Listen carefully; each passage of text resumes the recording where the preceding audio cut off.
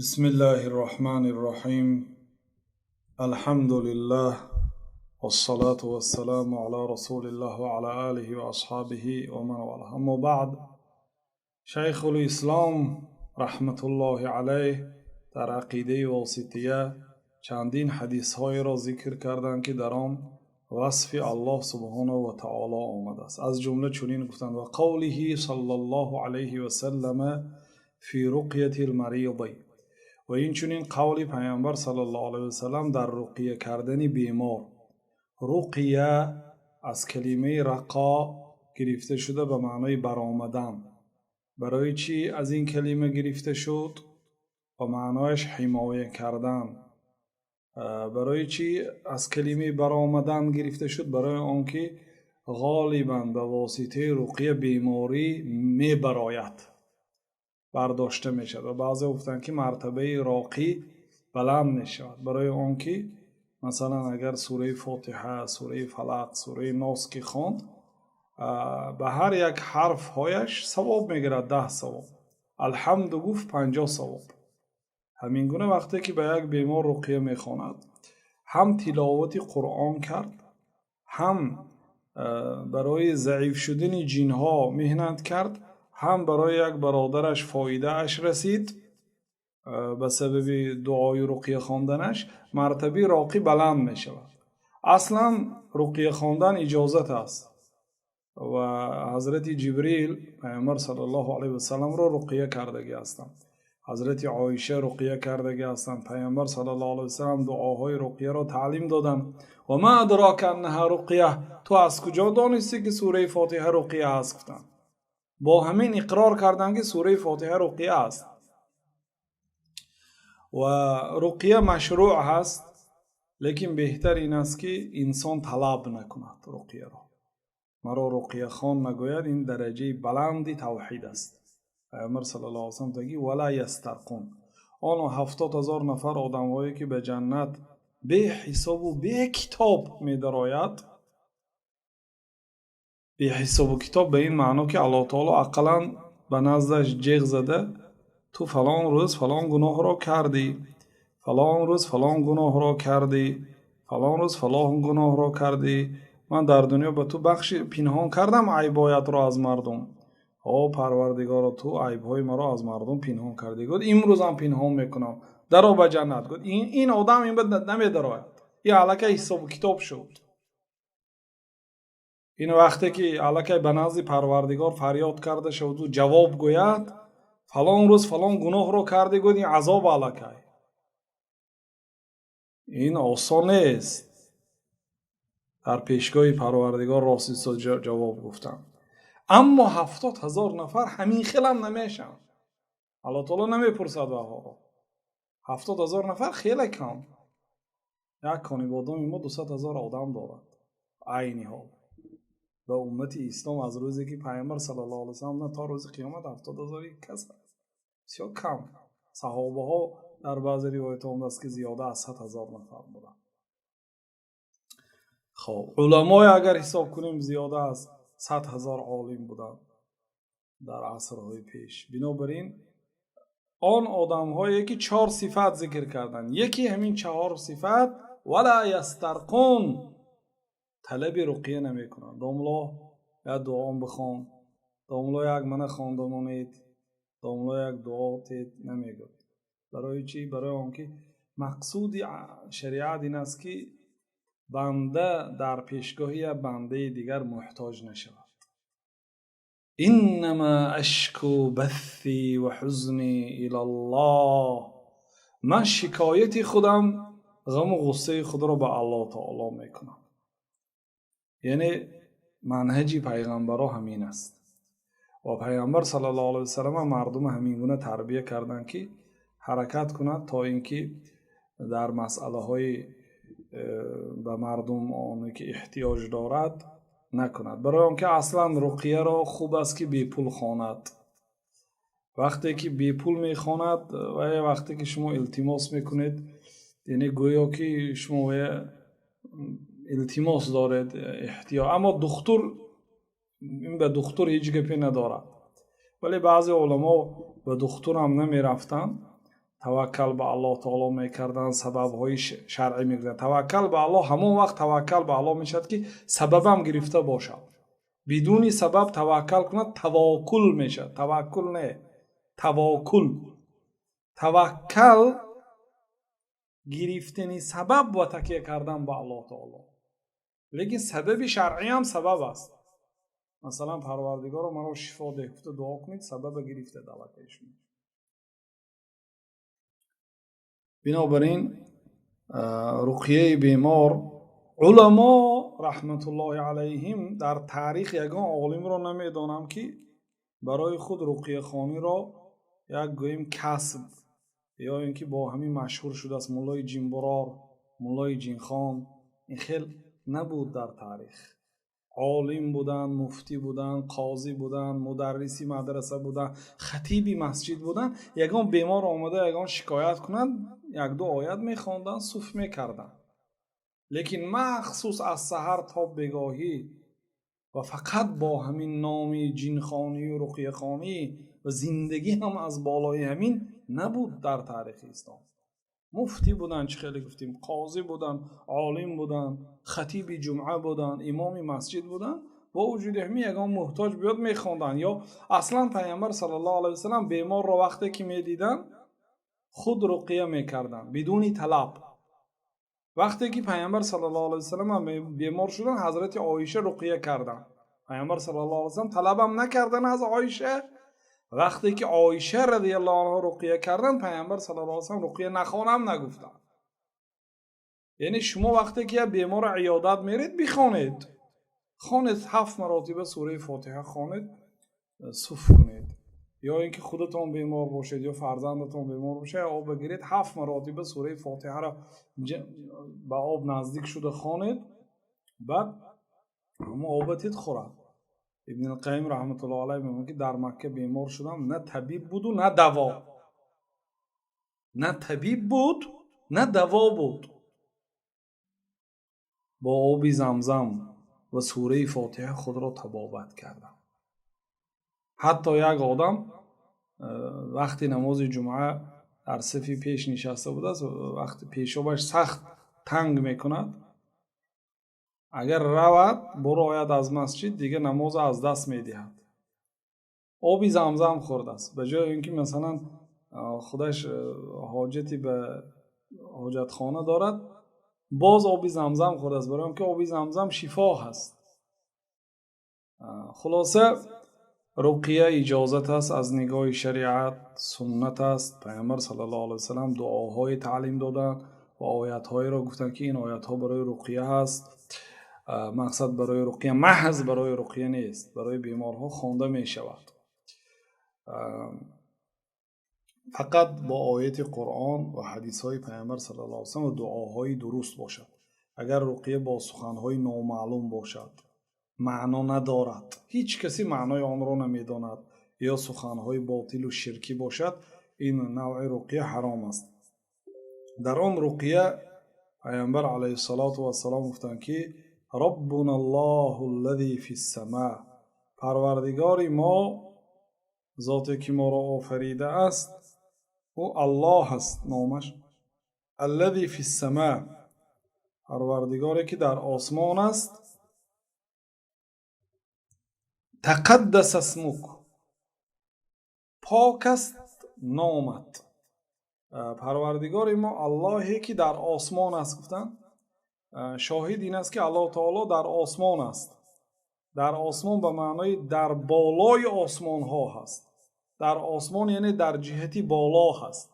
و در پایان کلمه در و آسمان را شرح میدیم، برای اینکه چند حدیث ها می آید همش آمده است که الله تعالی در آسمان است. آیات ها هم در این باره بسیار است که با همین لفظ آمده است. پیامبر علیه السلام گفتند که پروردگار ما اللهی که در آسمان است.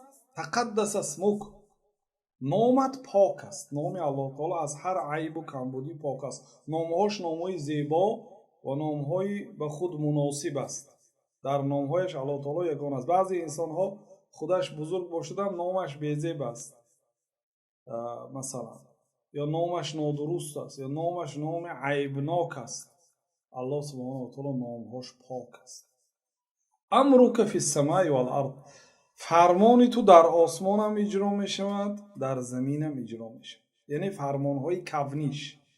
اما فرمانهای شرعیش در آسمان اجرا می شود 100%، اما در زمین 100% اجرا نمی شود. مقصود میگن علما در اینجا امری کونی. کونیش چی؟ امرهای پروردگار به دو تقسیم می شود، کونی و شرعی. کونیش علاج اجرا نشدن ندارد. وقتی که الله تعالی کن که گفت فیکون، پس می شود. وقتی که الله تعالی امر میکند، امر کونی الله تعالی اجرا می شود. مانند اینکه فلانی هلاک شو، در حال هلاک می شود. فلانی بیمار شو، بیمار می شود. فلانی نماز خون، نماز نمی خواند. هر روز قرآن، در هر یک روی قرآن چندین مراتبه الله تعالی نماز خوانید، زکات دهید، نماز خوانید، زکات، ظلم نکنید. این امرهای شرعی که هست، این هر کی اطاعت نمیکنه. لیکن امری مثلا اگر ببینید یه آدم وفات کند، مردم چی میگن؟ بندگی کرد است میگن، یا اینکه بندگی رو به جا آورد است میگن. چی معنا دارد؟ بندگی، بنده این غلام باید گفتی خواجه خود را اجرا کند. وقتی که الله تعالی مر گفت، مرد، بندگی اجرا کرد. لیکن وقتی که نماز خوان، دین مقدس اسلام احترام کن، ظلم نکن گفت، اطاعت نکرد. لیکن وقتی که فرمان داد که وفات کن، هلاک شو، دیگه امکانیت رد این رو ندارد. برای همین میگم که بندگی رو به جا آورد. امرک فی السماء والارض، امری تو، فرمانی تو در آسمان و در زمین اجرا می شود. کما رحمتک فی السماء اجعل رحمتک فی الارض، چخیلی که در آسمان رحمتت هست، واقعا رحمت الله در آسمان است. برای همین هم در آسمان الله تعالی گناه کرده نمی شود. به زمین هم یک جزئی از رحمتت را نازل کن. اغفر لنا حوبنا و خطایانا، ما را مغفرت کن گناه های ما را. حوبنا یعنی گناه های کبیره ما را، و خطایانا گناه های صغیره ما را. انت رب الطیبین، تو پروردگار پاک ها هستی. پاک ها یعنی پیغمبرها و آنهایی که پیغمبرها را در نیکی پیروی میکنند، یعنی گفتی پیغمبرها را اجرا میکنند. انت رب الطیبین، تو پروردگاری پاک ها هستی. الله تعالی پروردگاری همه چیز است. رب کل شیء، پروردگاری تمام چیز است. پروردگاری شیطان های هم هست، ولی که اینجا رب الطیبین اضافه و تشریف و تکریم، اضافه احترام و بزرگداری. وقتی که پروردگاری پاک ها گفتیم، پاک ها و پروردگار اضافه شد. چخیلی که خانه الله گفته میشد مسجد، مسجدها خانه الله، و الا کوه های هم ملک الله، تمام زمین ملک الله. لیکن مسجد اضافه کرده میشه، اضافه تشریف و تکریم، اضافه به الله تعالی کرده میشد که همچنین احترام مسجد که احترام خاصه دارد. تو پروردگار پاک ها، انزل رحمت من رحمتک، یعنی رحمتی را از رحمتهایت نازل کن. و شفاء من شفایک، شفای از شفاهایت را نازل کن. علی هذا الوجع، بر همین درد. این دعا از جانب رقیه کننده و شخصی بیمار، یعنی اول وسیله کردن، بزرگداشت الله تعالی کردن و در آخر شفا پرسیدن. مهربانی از مهربانی های خود را نازل کن و شفای از شفاهای خود را بر این بنده و بر بیماریش نازل کن. شیخ الاسلام چی گفتن؟ حدیث حسن رواه ابو داود، این حدیث حسن است، ابو داود رحمت الله علیه در سنن روایت کرده است. یعنی در این حدیث شاهد این است که پروردگار ما الله هست، او در بالا هست، در بالای 7 قبت آسمان، در بالای عرش است.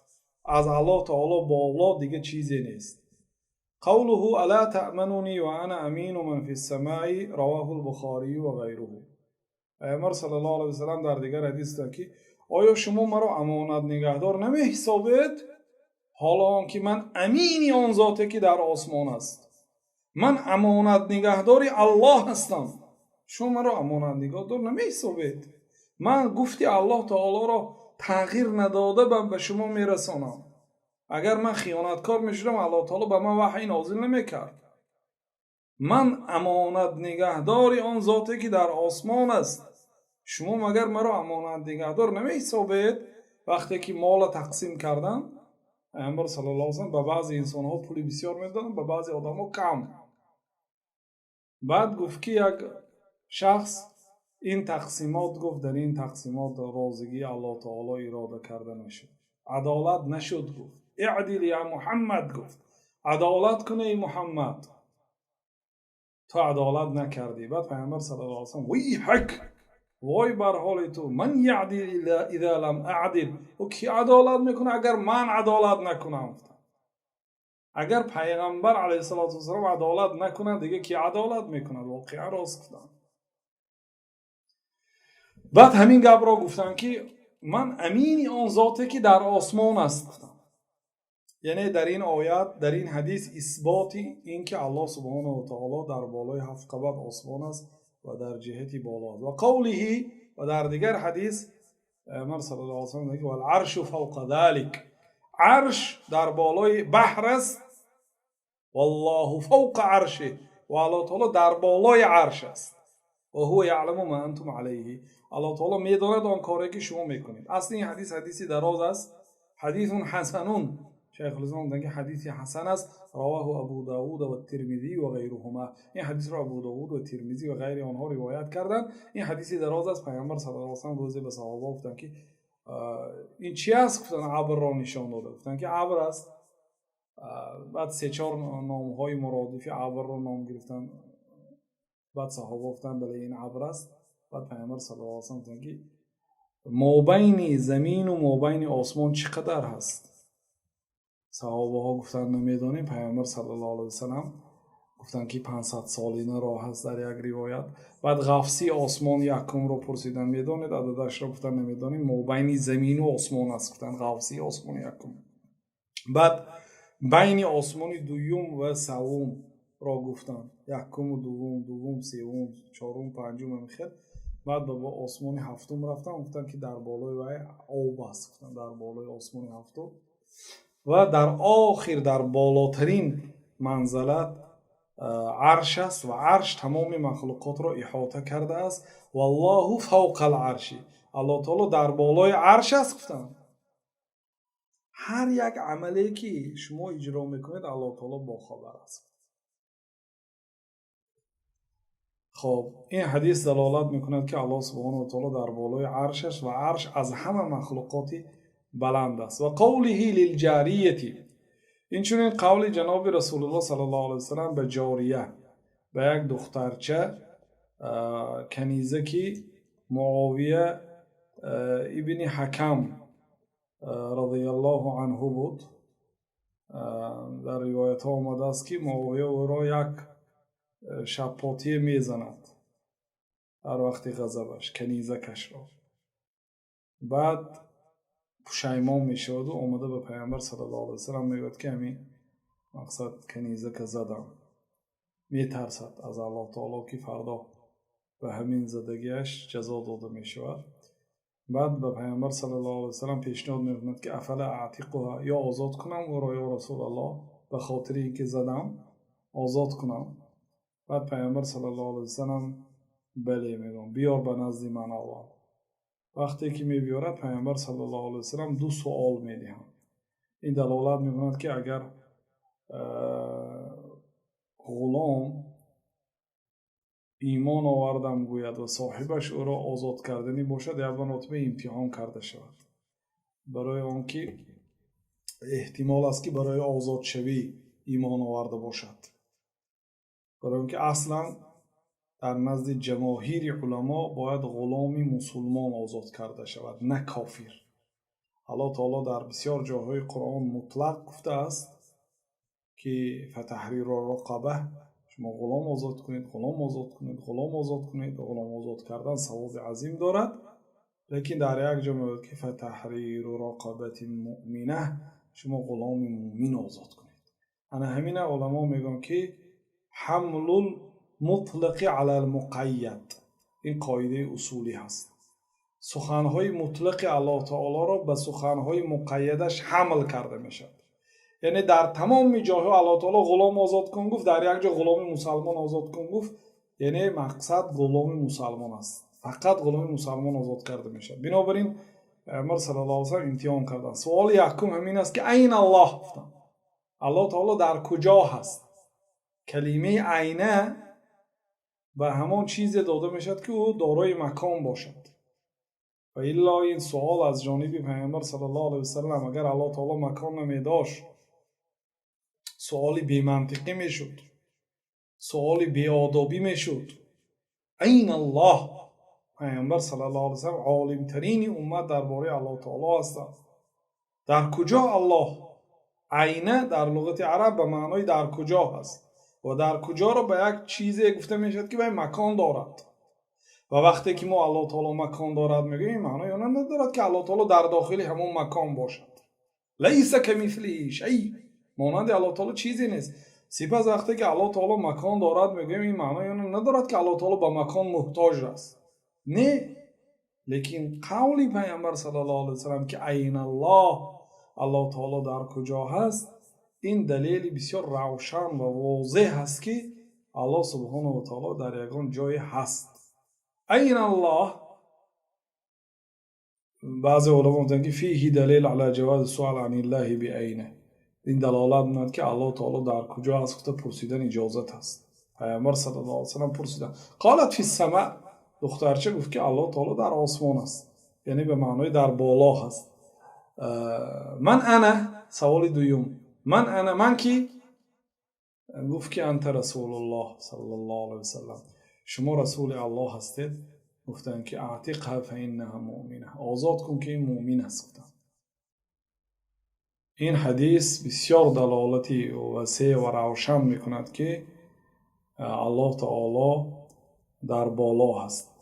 شیخ الاسلام رحمت الله علیه گفت در کتاب درع تعارض العقل و نقل گفتن که حدیث جاریه، یعنی همین حدیثی که پیامبر صلی الله علیه و سلم این دخترچه را پرسیدن که الله در کجا هست، دلیل على انها لو لم تؤمن بان الله في السماء كما قال الله ورسوله لم تكن مؤمنه. اگر همین حدیث دلیل به آن است که اگر همین دخترچه ایمان نمی داشت که الله در آسمان است، چخیلی که الله و رسول گفته است، او مؤمن حسابیده نمی شد. وقتی که گفت که الله فی السما گفت، پیامبر صلی الله علیه و سلم انها مؤمنه، این مؤمن است گفت. شیخ الاسلام میگه که انا همین دلیل است که کسی که انا همین خیلی اعتقاد نکند او مؤمن نیست گفتم. خب مسئله فی السما، اصلا برادرای عزیز، فی در لغت عرب به معنای در می آید. وقتی که گفتیم که الشای فی الفنجانی، چای در داخلی پیاله گفتیم، یعنی چای در داخلی پیاله میشد، پیاله چای را احاطه کرده گرفته است. این معنای اصلی کلمه فی هست. لیکن فی در لغت عرب به معنای علا می آید. بعضی ها اگر همین گپه گویه میگو که چو تعویل کردی خودت میگو. تعویل در نزد بزرگان، صحابه ها، تابعین، تبع تابعین، تعویل گفته تفسیر میگفته. تعویل جایز است به شرطی که در قرآن و در لغت عرب یا در حدیث پیامبر صلی الله علیه و سلم به همین معنا آمده باشد. یک کلمه چندین معناها را دارد اگر طبق لغت عرب باشد، چون که الله سبحانه و تعالی در سوره شعراء گفت که بلسان عربی مبین، ما این قرآن را به زبان عربی آشکارا، به زبان عربی تازه روشن نازل کرد. زبان عربی اگر دلالت کند و معنا درست باشد اجازت است تعبیر کردن. فی به معنای علا در قرآن آمدگی است. ببینید الله سبحانه و تعالی میگوید که فسیحوا فی الارض، شما در روی زمین سیاحت کنید. فی به معنای علا هست، یعنی در بالای زمین، نه اینکه در قعر زمین دروید و بعد سخن سیر کنید. در قعر زمین در آمده میشود سیر کرده، برای اینکه الله تعالی در جای دیگر در سوره نحل میگه که قل سیروا فی الارض فانظروا کیف کان عاقبة المجرمین. در روی زمین سیر کنید، ببینید که عاقبت مجرم ها چی شد. عاقبت ظالم ها، فرعون ها، بدبخت ها، آنهایی که ضد الله، ضد دین الله، ضد رسول الله جنگیدن، عاقبتش چی شد؟ یا تاریخ نگاه کنید، روی زمین چرخ زنید، یا قبرهاشون بینید، فرعون ها کجا شدن. مقصد سیروا فی الارض، شما در روی زمین سیر کنید. در روی فی به معنای علا، یعنی در بالای زمین راه گردید، نه اینکه در داخل زمین درآیید و بعد راه گردید، نمیشد کو. یعنی فی به معنای علا. از این برادران این کلمه مهم است. اشعری ها میگن که شما تعبیر میکنید کلمه فی رو، میگن وقتی که به عقیدتون توغی نگیرید. اما تعبیر نمیکنیم اون چیزی که الله تعالی تفسیر نکرده است. الله تعالی فی را در قرآن کریم، نه فقط در لغت عرب، در قرآن کریم فی به معنای علا آمده است. در سوره طه الله تعالی نقل کرد از فرعون که فلا اقطعن ایدیکم و ارجلکم من خلاف ولا اصلبنکم فی جذوع النخل. من گفت دست و پایهای شما را برخلاف میبرم، یعنی دست راست پای چپ را میبرم از آن شما را، و لأصلبنکم فی جذوع النخل، من شما را در بالای تنه درخت خرما میبندم و دار میکشم، چارمیخ میکنم. جذوع النخل درخت خرما، تنی درخت خرما، نه اینکه درخت خرمای کفاند و در مابین تنه درخت جایگیر کند، نه. علا فی به معنای علا آمد. فی جذوع النخل، علا جذوع النخل، یعنی بر تنه درخت خرما من شما رو میبندم، چارمیخ میکنم، بعد اینکه دست و پاهایتون رو بریدم. یعنی اینجا فی به معنای علا آمد. هر چیزی که قرآن تفسیر کرده است، حتی اگر در لغت عرب همین چیز آمده باشد، درست است تعبیر کردن. برای چی کتاب های لغت عرب رو میخونیم، شعرهای زمان جاهلیت رو میخونیم؟ برای چی؟ برای اونکه برای فهمیدن لغت عربی، برای فهمیدن قرآن و سنت. و این چنین آسمان در قرآن کریم به معنای مطلق علو آمده است. معنای آسمان بلندی. الله تعالی در آسمان است میگوییم، معنای اینه ندارد که آسمان الله تعالی را احاطه کرده است. حاشا، الله پاک است از این چیز.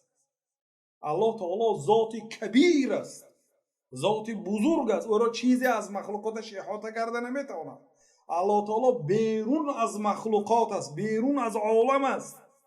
چیزی الله تعالی را از مخلوقاتش، حتی عرش هم با وجود عظمت و بزرگیش، الله تعالی را احاطه نمیکند. وقتی که الله تعالی در بالای عرش میگیم، این معنی اینه ندارد که الله تعالی به عرش محتاج است، بلکه الله تعالی از همه چیز بی حاجت است. ببینید ابر در بالای زمین است، لیکن به زمین محتاج نیست. آسمان در بالای زمین است، به زمین محتاج نیست. مخلوق در بالای مخلوق است، به مخلوق پایینی حاجت ندارد. چگونه پس الله تعالی که خالق است و به مخلوقاتش حاجت پیدا میکرده؟ هیچگاه. الله سبحانه و تعالی پاک است و یگان مخلوقش از جمله به عرش حاجت ندارد. کلمه سما در لغت عرب به معنای علو می آید، بلندی. و انزلنا من السماء ماء طهورا، در سوره فرقان الله تعالی میگه که ما از آسمان آبی پاک نازل کردیم. آب از کجا نازل شد؟ از ابر یا از آسمان؟ آب از ابر نازل شد. ابر اینقدر دور نیست. در بعضی کشورها من ابر دیدم از بالای مثلا کوه، ابر در پایان است، یا در بعضی دولت ها، در بعضی آشیانه های بلند ابر از مهمانخانه پایان است. الله تعالی گفت که ما آسمان آب را از آسمان نازل کردیم. مراد از بلندی، در نظری تماشا کننده میبیند آب از آسمان آمده ایستاده است. یعنی از بلندی، از جهتی بلندی الله تعالی در بالا هست. و این حدیث چه خیلی که گفتیم دلالت به جایز بودن امتحان در عقیده میکند. فقط در دو جا امتحان کردن اجازت است میگن علما. جای یکم ان همین خیل کنیز و غلام هایی که ایمان آوردند پیش از آزاد کردن امتحان کرده میشوند. و جای دیگر این است که خیلی که الله تعالی در سوره ممتحنه میگوید یا ایها الذین آمنوا اذا جاءکم المؤمنات مهاجرات فامتحنوهن الله اعلم بإيمانهن فإن علمتموهن مؤمنات فلا ترجعوهن إلى الكفار لا هن حل لهم ولا هم يحلون لهم. ای آنهایی که ایمان آورید اگر مؤمن زنها هجرت کرده و نزد شما آیند امتحان کنید آنها را. یعنی بودن بعضی زنهایی که کافر بودند بعد اسلام قبول کردند و آمدن به دیار مسلمان ها از مکه. مکه دارالکفر، اهل مکه کافرهای مشرکا. بعضی زنها ایمان آورده آمدن، الله تعالی که امتحان کنید آنها را. الله اعلم بإیمانهن، الله تعالی به ایمان ایشان داناتر است. آیا ایمانشان حقیقی است یا برای خبربری و جاسوسی آمدن؟ یعنی بودن شخصیتایی که ظاهرا اسلام قبول میکردن و به دیار مسلمان ها گویا یک شخصی پناه برنده می آمدند محتاج به مسلمان ها، ولی آنها خبری مسلمان ها را به کافرها می دادند. بنابراین الله تعالی گفت که امتحان کنید، الله تعالی به ایمان آنها داناتر است. فإن علمتموهن مؤمنات، اگر دانید که آنها مؤمن هستند فلا ترجعوهن الی الکفار، آنها را به کافرها بر نگردانید. اگر کافرها آمده طلب کند که این چی ما هست، شهروندی ما هست، خود آمده طلب کند شما نتید. برای چی؟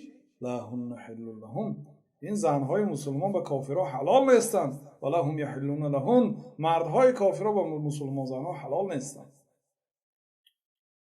خلاصه در اینجا هم امتحان کردن اجازت است. و این حدیث جاریه بسیار دلالتی روشن و واضح می کند که الله سبحانه و تعالی در بالای 7 قبض آسمان در بالای عرش است و الله سبحانه و تعالی به هیچ چیزی حاجت ندارد. در اینجا پیامبر صلی الله علیه و سلم این گونه سوال را دادند. وقتی که دخترچه جوابی درست داد، باری سوم پیامبر صلی الله علیه و سلم گفت که آزاد کن چون او مؤمن است. ببینید در با مراتبه اول سوال دادن این الله، الله تعالی در کجاست. اصلا این گونه سوال اگر نادرست میشد سوال دادن اجازت نبود. پیامبر صلی الله علیه و سلم سوال عقیدوی دادن، درباره مکان الله تعالی پرسیدن. دومش دخترچه گفت که در بالا هست و پیامبر صلی الله علیه و سلم تصدیق کردن. و این حدیث در صحیح مسلم است. حدیث صحیح است، یگان غبار ندارد. بنابراین بعضی علما رحمت الله علیهم گفتن که این حدیث ها دو معنا دارد. یک معنایش چخیلی که بعضی علما گفتن که ما به گفته های الله و رسول الله صلی الله علیه و سلم ایمان میاریم علی مراد الله و رسوله، طبق مراد الله تعالی و رسوله. هر چیزی که الله اراده کرده باشد، هر چیزی که رسول الله خواسته باشد، ما همون گونه اعتقاد داریم گفتن.